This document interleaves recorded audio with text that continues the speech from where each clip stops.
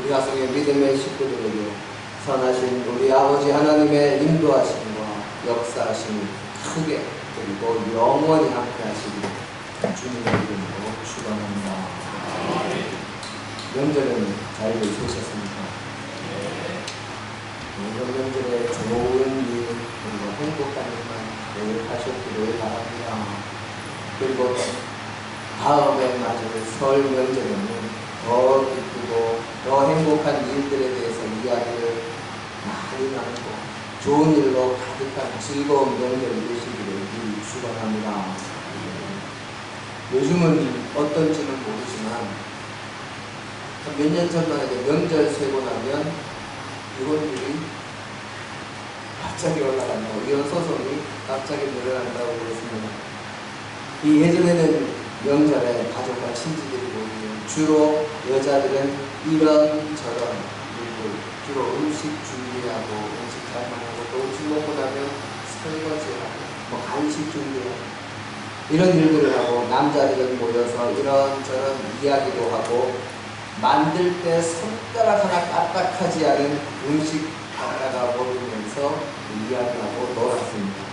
아마 그래서 이혼 소송이 일어나지 않았나 싶은데요. 어찌됐든 그렇게 명절에 모여서 놀 때 자주 하던 놀이가 설에는 윷놀이가 있지만 추석 명절에는 주로 하던 놀이가 하트, 보스놀이 아니었나 생각을 해봅니다. 제가 어릴 때 어른들께서 치시는 보스로 치시는 것을 한번 좀 구경을 해본 적이 있는데 그거 구경하는 것도 재미가 나더라고요. 보스로 치시는 어른들 옆에서 구경하다 보면 가만히 보면 참 알 수 없는 것이 이 보스로 하는구나.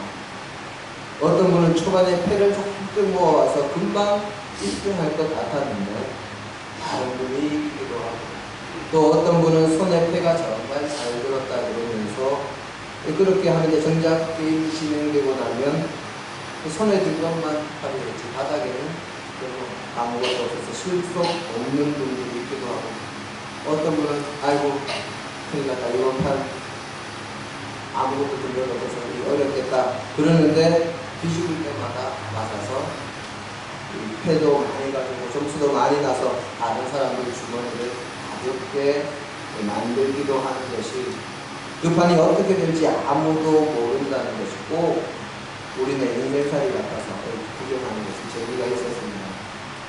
요즘 들어서 그 모습에 대해서 다시 한번 생각을 해봤더니 일반적으로 판단할 때 이 일이 어떻게 진행되겠다 하고 생각해서 그대로 진행되는 경우도 있지만 그 일이 되어져 가는 것이 여러 가지 변수로 자주 바뀌기도 하고 그 앞일을 사람들이 어찌 될지 알지 못한다는 것이 우리네 삶의 축소판 같기도 하고, 어찌 보면 인간의 생각과 지식과 판단과 경험을 넘어서서 일이 진행되는 것이 성경에서 사람들이 생각지도 못했던 일을 행하시는 그런 일들을 가능하게 하시고 사람들의 생각과 지식과 경험과 판단과는 다르게 역사하시는 하나님의 놀라운 섭리를 기억하게 하는 그런 모습과 닮아있다 하는 생각도 하게 됩니다.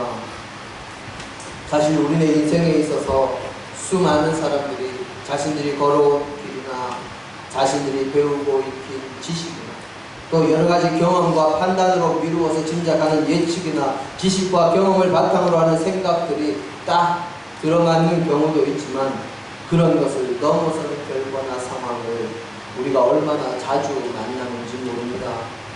또 사람은 미래를 알 수 없는 존재로 지어졌기에 늘 미래에 대해서 불확실한 것 때문에 불안해하고 걱정하는 것이 사실입니다. 저와 여러분은 예측할 수 없는 우리의 미래, 불확실한 이 삶을 살아가면서 무엇을 의지하면서 살아갑니까? 어떻게 살아갈 때 우리가 불안하지 않게 그렇게 살아갈 수 있을까요? 우리네 옛말에 뭐 좋은 말은 아닙니다만 여자 팔자, 비움박 팔자다 하는 말이 있습니다. 비움박은 이 박을 하지 않고, 그러니까 박을 가르지 않고 이 꼭지 부분에만 구멍을 내거나 또는 꼭지 부분만 잘라내고 속을 파내서 만든 바가지를 말합니다.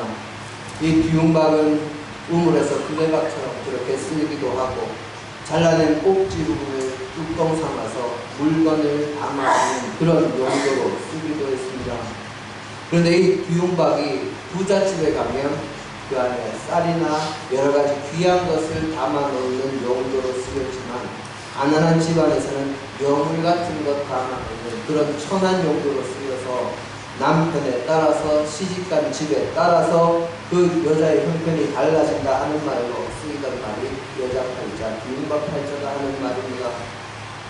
여성들의 사회활동이 매우 제한되고 여성들의 권리가 인정되지 않고 삼종지도를 외치던 옛날에는, 이 말이 어쩌면 적합한 표현이었는지도 모르지만, 여성들의 사회활동이 활발해지고 여건이 많이 신장된 요즘 시대에는 잘 맞지 않는 말이 이 여자 팔자, 귀용박 팔자라는 말입니다. 하지만 가만히 생각해보면 여자의 팔자, 아니 팔자라는 말보다는 인생이라는 말이 맞겠습니다. 팔자는 주로 사주볼 때 쓰는 말이죠. 그래서 팔자보다는 인생이라는 말이 맞겠는데, 이 여자의 인생만이 아니라 우리들 모두의 인생사가 바로 이 귀용박 인생이 아닌가 생각을 해봅니다. 왜 그럴까요? 이 바로 고수도판처럼 우리네 인생도 예측하기 어렵고, 하나님께서 역사하시면, 하나님의 손에 붙들리면 그 인생이 완전히 달라지기 때문입니다. 오늘 우리 본문에 나오는 주인공이 바로 이런 귀용박 인생의 대표적인 인물입니다. 오늘 우리의 본문 말씀은 사도 바울이 로마의 감옥에 갇혀 있을 때 쓴 편지로, 사도 바울의 서신서들 가운데서 가장 개인적인 내용을 가진 서신서입니다. 이 서신을 받는 사람은 사도 바울이 선교 여행을 하면서 에베소에서 복음을 전할 때 사도 바울에게서 복음을 듣고 하나님의 자녀가 된 믿음의 사람이요, 또 나중에 자기의 집에서 골로새 성도들이 예배할 수 있도록 예배 초소를 내어준 사람이요, 골로새 교회의 지도자인 에바브라를 크게 도운 성도요, 또 에바브라의 뒤를 이어 골로새 교회의 지도자가 되는 아키포의 아버지요, 여러 종을 거느렸던 골로새 출신의 부자인 빌레몬이라는 사람이 이 서신서의 수신자입니다. 사도 바울은 빌레몬에게 편지하면서 자신의 편지를 들고 돌아가는 오네시모를 용서하고 성도요, 형제요, 복음을 위한 동역자로 여기고 주님의 일꾼으로 사역할 수 있도록 배려해 줄 것을 아주 간절히 부탁하고 있습니다. 오늘 우리의 본문의 주인공 오네시모는 신약 성경에서 딱 2번 언급되는 인물입니다. 모두가 사도 바울의 편지에서 그 이름이 발견이 되는데, 그 중에 한 번은 골로새서 4장 9절의 말씀이요, 거기에서 사도 바울은 오네시모를 사랑받는 신실한 형제라고 기록했습니다. 우리 골로새서 4장 9절 말씀 함께 볼까요?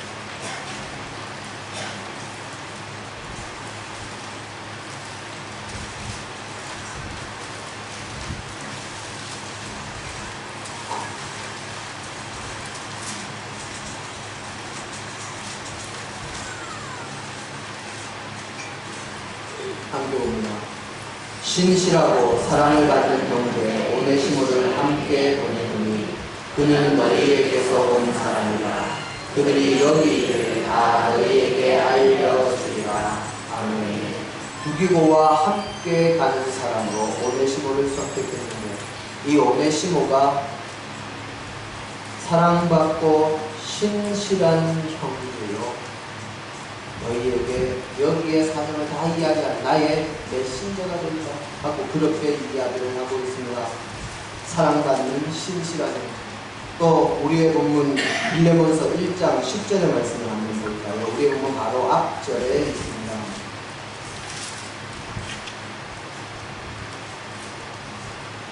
빌레몬서 1장 10절의 말씀 함께 보겠습니다.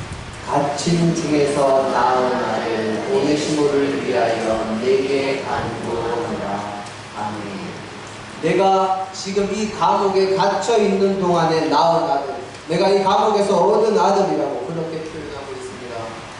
사도 바울이 보기에 오네시모는 다른 모든 믿음의 사람들, 믿음의 형제들에게 사랑받는 사람이요, 다른 믿음의 사람들 앞에서 그의 말과 행동과 신앙이, 그 믿음이 신뢰할 만하기에 신실한 형제라고 할 만큼 오네시모에 대한 사도 바울의 신망은 두터웠습니다.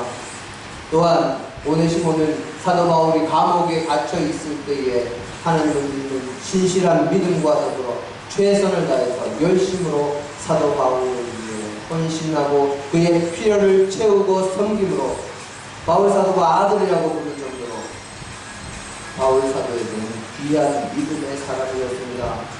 그런데 이 오네시모는 원래 오늘 이 편지를 받는 빌레몬이라는 사람의 노예였습니다. 어떤 상황이었는지는 모르지만 오네시모는 빌레몬에게서 도망을 쳤고, 오늘 우리의 본문 뒤에 이어지는 18절의 말씀으로 유추해보면 이 오네시모가 빌레몬에게서 도망을 치면서 그냥 도망친 것이 아니라 빌레몬에게 무언가 큰 손해를 끼칠 만한 일을 한 것으로 그렇게 추정이 됩니다. 노예제도의 옳고 그름에 대해서는 나중에 따로 이야기할 것이지만 사도 바울 당시에는 노예제도가 아주 당연한 것이었고 노예에 대한 모든 권한, 권리는 주인에게 있었습니다. 특별히 도망친 노예는 주인이 마음대로 죽이거나 살릴 수 있는 권한도 가지고 있었습니다. 그런 상황에서 사도 바울은 오네시모에 대해서 빌레몬에게 편지를 씁니다. 사도 바울은 사랑하는 동역자 빌레몬에게 오네시모를 용서하고 받아들여 달라고 간청하는 편지를 썼고, 그 편지를 오네시모의 손에 들려서 빌레몬과 그의 집에 모이는 골로새 교회에 보냈습니다. 신약 성경을 기록한 헬라어에서 오네시모스, 이 오네시모라는 단어는 쓸모 있는이라는 뜻입니다. 이 오네시모스의 명사형인 오네시스는 용도, 이득, 장점을 뜻하는 단어입니다. 바울은 빌레몬에게도 복음을 전해서 그가 믿음의 사람이 되게 했지만 오네시모에게도 복음을 전해서 믿음의 형제가 되게 했습니다. 하나님을 믿게 된 오네시모는 자신에게 구원의 복음을 전해준 감옥에 갇힌 바울 곁에 있으면서 그를 위해 헌신하며 봉사했습니다. 주님을 만나기 전에 오네시모는 이득, 장점, 쓸모 있는이라는 자신의 이름에 걸맞지 않게 주인의 집에서 도망친 노예요, 주인에게 손해를 끼친 노예였지만 사도 바울을 만나고 복음을 듣고 주님을 만나고 나서 하나님의 손에 붙잡힌 바 되고 나서는 자신의 이름에 걸맞는 사람으로 완전히 변화되었습니다. 그래서 사도 바울은 오늘 우리의 본문 말씀처럼 그렇게 편지를 썼습니다. 우리의 본문 말씀 다시 한번 읽어볼까요? 11절로 12절입니다. 그가 전에는 내게 유익하였으나 이제는 나와 내게 유익하고 내게 그를 돌려보내노니 그는 내 신보라. 예전에는 쓸모없어서 무익한 사람이었지만 지금은 쓸모있는 유익한 사람이요 나의 신복이다, 그렇게 표현하고 있습니다.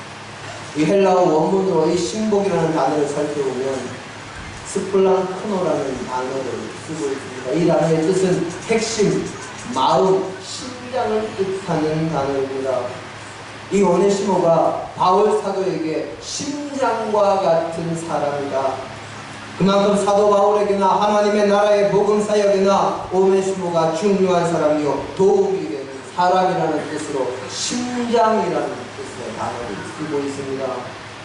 오네시모는 주님을 만나기 전에는 주인에게 쓸모없고 해를 끼치는 사람이었지만 주님을 만나고 나서는 형제들에게 사랑받는 사람이요 신실한 사람이요 사도 바울과 하나님 나라의 사역에 크게 도움이 되는 사람이요 바울의 심장과 같이 중요한 사람이 되어서 자신의 이름값을 하는 사람이 되었습니다. 사도 바울의 편지를 가지고 빌레몬에게 가는 이 오네시모는 이제 주인에게 되돌아가는 도망친 노예도 쓸모없는 노예도 주인에게 해를 끼치는 노예도 아닙니다. 그는 사도 바울을 만나 복음을 듣고 주님을 믿음으로 주님 안에서 다른 이들에게 사랑받는 신실한 형제요 여러 사람들과 하나님 나라의 사역에 쓸모있는 사람이요 중요한 사람으로 다시 태어난 것입니다. 이제 빌레몬과 만나는 오네시모는 전혀 새로운 사람이 되어서 그를 만나게 되는 것입니다. 역대하 26장에 유다와 우시아의 이야기가 기록이 되어 있습니다. 우시아 왕은 자신의 아버지 아마샤를 이어서 나이 16세의 왕이 된 유대의 10번째 왕입니다. 그는 예루살렘에서 52년간 나라를 다스렸다고 그렇게 기록이 되어 있습니다. 이 우시아 왕은 즉위 초에는 하나님을 믿으며 정직하고 신실하게 나라를 잘 다스리고 경건한 모습을 보여주는 왕이었습니다. 또 이 농업을 좋아해서 이 농사에 관심을 가지고 백성들이 농사를 잘 지을 수 있도록 저수지도 만들고 이 산도 개간하고 과수원을 지키는 이 사람들을 만드는 등 이 농사가 잘 되도록 백성들의 삶을 살피니 나라가 점점 부유해지고 왕부터 모든 백성이 하나님을 믿고 의지하니 하나님의 도움으로 군대도 패배를 모르는 군대가 됩니다. 그래서 그가 나라가 점점 부강해지니 교만해져서 정치적인 권력뿐만이 아니라 종교적인 권력까지 차지하려고 하나님의 전에 들어가서 향단에 분향하는 제사장의 직분을 침범하는 불경을 범합니다. 그때 그의 이마에 나병이 발병했다. 성경으로 기록합니다. 결국 나병 환자가 되어서 왕의 자리도 지키지 못하고 별궁에 기도하다가 나중에 죽은 이후에는 왕실 묘지에도 들어가지 못하고 왕실 묘지 곁에 있는 다른 사람의 밭에 들어가는 그런 신세가 되었습니다. 아담과 하와는 하나님께서 창조하신 에덴 동산에 살던 최초의 부부입니다. 이들은 하나님께서 만드시고 보시기에 좋았더라 그렇게 말씀하신 만큼 아름답고 좋은 곳에서 살면서 부족한 것이 없었습니다. 하나님께로부터 창조 동산을 관리하는 위탁 통치의 사명을 감당하면서 날마다 동산을 거두시는 하나님과 교제하는 이 축복을 받아들이는 행복한 인생이었습니다. 그렇지만 그들이 사탄의 유혹에 넘어가서 하나님의 명령을 어겼을 때 그들에게 불행이 닥칩니다. 하나님의 명령을 어기고 선악과를 먹으면 하나님처럼 될 것이라는 뱀의 유혹에 넘어가서 하나님처럼 되겠다는 그 교만과 욕심으로 선악과를 따먹었을 때 그들은 지상 낙원에서 쫓겨나는 불행과 하나님의 징계를 받게 되었습니다. 기쁨과 축복의 자리에서 저주와 슬픔의 자리로 쫓겨나고 만 것입니다. 이스라엘 백성들에게 율법을 가져다 주었던 모세는 자신이 애굽의 왕궁에서 배우고 자란 애굽의 왕자로서 자신의 힘과 능력과 지위로 자신의 동족인 히브리인들을 도우려 했을 때는 사람을 죽인 살인자의 오명을 뒤집어 쓰고 미디안 광야로 도망치는 신세가 됐습니다.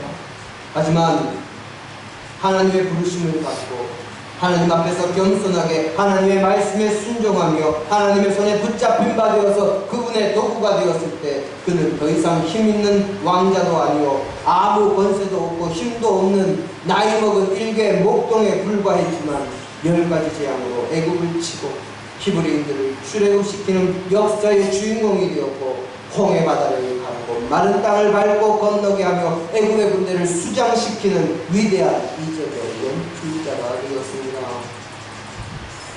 주님의 제자들도 세상 사람들이 보기에는 보잘것없는 사람들이요 사도행전 4장 13절에 보면 학문이 없는 어미처럼 보이는 사람들이었고 그저 어부에 불과한 사람들이요 죄인이라 손가락질 받는 세리에 불과했지만 주님을 만나고 주님의 일을 하며 주님을 따르는 제자가 되었을 때 누가복음 17장의 말씀에 따르면 귀신도 복종하는 역사의 주인공이 되었다고 성경은 기록합니다. 우시아 왕도 아담과 하와도 하나님과 함께할 때 하나님의 말씀을 따를 때에는 하나님의 은혜 가운데 거하며 부족한 것이 없는 사람이었습니다. 하지만 그들의 마음속에 교만이 들어오고 욕심이 들어오고 그들의 심령이 악한 것으로 가득해졌을 때 그들은 자신들의 욕심과 교만으로 인하여 하나님으로부터 멀어지고 하나님의 말씀에서 벗어나며 하나님께서 기뻐하시지 않는 길로 가므로 마침내 하나님의 징계를 받아서 어려운 지경에 떨어지고 좋지 못한 결과를 가져온 사람으로 마지막을 아름답게 장식하지 못한 사람으로 불명예를 남기는 사람들로 그렇게 기록이 되었습니다. 하지만 모세와 오네시모는 달랐습니다. 그들의 시작은 인간적인 생각과 인간적인 방식과 인간적인 판단으로 잘못 행해서 죄악을 저지르고 도망자의 신세가 됐습니다. 하지만 모세가 하나님의 부르심을 받고 겸손히 그분의 도구가 되었을 때 자신이 예전에 가졌던 지식과 힘과 지혜와 권세로는 도저히 이룰 수 없었던 민족 해방의 위대한 용도자가 되었고 그 누구도 상상도 할 수 없는 결과를 만들어낸 위대한 믿음의 사람이 되었습니다. 복음을 받기 전에 오네시모는 주인에게 무익한 종이요 주인에게 해를 끼치는 종이요 자신의 마음대로 행하는 도망친 노예에 불과했지만 바울을 통해서 복음을 받아들이고 주님을 만나고 하나님 나라의 귀한 사역의 도구가 된 바울이 나의 신복, 나의 심장이라고 표현할 정도로 유익한 사람, 도움이 되는 사람, 형제들에게 사랑받는 신실한 사람이 되어서 사도 바울의 친서를 가지고 자신이 있었던 곳으로 돌아가는 하나님 나라 사역에 도움이 되는 귀한 사람이 되었습니다. 이처럼 여자 팔자, 아니 여자의 인생이 뒤움박이 아니라 우리네 모두의 인생이 뒤움박 인생입니다. 이 자리에 함께한 누구든지, 아니 이 자리에 없을지라도 누구든지 교만해서 자신의 생각, 자신의 판단, 자신의 경험, 자신의 능력, 자신의 물질, 자신의 권세를 의지하며 살아가는 사람은 하나님의 손이 오니라. 사탄의 유혹에 넘어간 아담과 하와처럼 교만으로 자신의 자리 이상을 탐했던 우시아처럼 그렇게 불행한 길, 멸망의 길, 하나님의 길로 달려가는 인생이 될 수밖에 없지만 그리고 주님을 만나기 전에 오네시모처럼 무익한 인생이 될 수밖에 없지만 겸손하게 하나님의 말씀을 듣고 그 말씀에 순종하며 하나님의 뜻대로 살아가는 자는 선하신 하나님의 손에 붙잡힌 하나님의 도구가 되는 그런 사람은 모세처럼 사람으로서는 상상도 할 수 없는 위대한 사역의 주인공이 됩니다. 또 주님의 제자들처럼 학문이 없는 범인이라고 죄인인 셀이라고 그저 무식한 어부라고 세상 사람들의 무시를 받던 처지에서 사람들을 놀라게 만드는 사람으로 귀신들도 떨며 복종하는 사람으로 바뀌게 됩니다. 뿐만 아니라 무익하던 사람에서 모든 이들에게 사랑을 받는 신실한 형제로 다른 이들에게 꼭 필요한 유익한 사람으로 모세처럼 주님을 만난 이후에 오네시모처럼 그렇게 행복한 인생을 될 수 있습니다. 추석 명절을 세고 한자리에 모인 우리 가슴에 믿음을 싣고 여러분, 그리고 오늘 예배를 주관해 가시는 남신들 여러분, 어떤 인생을 살기를 원하십니까? 뒤움박 같은 인생, 어찌 될지 모르는 인생이라며 그냥 마음대로 되는 대로 살아가시겠습니까? 아니면 뒤움박 같은 인생, 겸손과 말씀으로 무장하고 하나님의 말씀을 따름으로 하나님의 손에 붙잡혀서 위대한 역사의 주인공으로 모든 이들에게 유익이 되는 사람으로 변화된 삶을 살아가시겠습니까? 지금 우리의 모습은 비록 평범할지도 모르겠습니다. 하지만 오늘 이 자리에 함께한 우리 남신들 여러분들과 예배하는 우리 모두가 겸손과 말씀으로 무장하고 하나님의 인도하심을 따라 살아갈 때, 하나님의 손에 붙잡혀 살아갈 때, 그분의 도구가 될 때 뒤움박 같은 인생, 우리가 상상도 할 수 없는 위대한 하나님의 역사의 주인공으로 변화되는 삶을 살아가게 될 줄 믿습니다. 그런 귀한 은혜와 그런 행복 저와 여러분들이요 주님의 이름 축원합니다. 함께 기도하시다. 오늘도 우리와 함께 하시고 우리를 붙드시는 하나님, 우리의 인생이 날마다 주님의 은혜 가운데 거하는 인생 되게 하옵소서. 주님의 말씀 따라 살아가며 주님의 귀한 도구로 붙잡힌 바 되어 하나님의 영광을 드러내는 도구로 모든 이들에게 유익한 사람으로 모든 하나님의 사역에 귀한 주님의 자녀로 살아갈 수 있도록 이끌어 주옵소서. 그때 함께 하시고 도우실 줄을 믿으며 예수님 이름으로 기도드립니다. 아멘.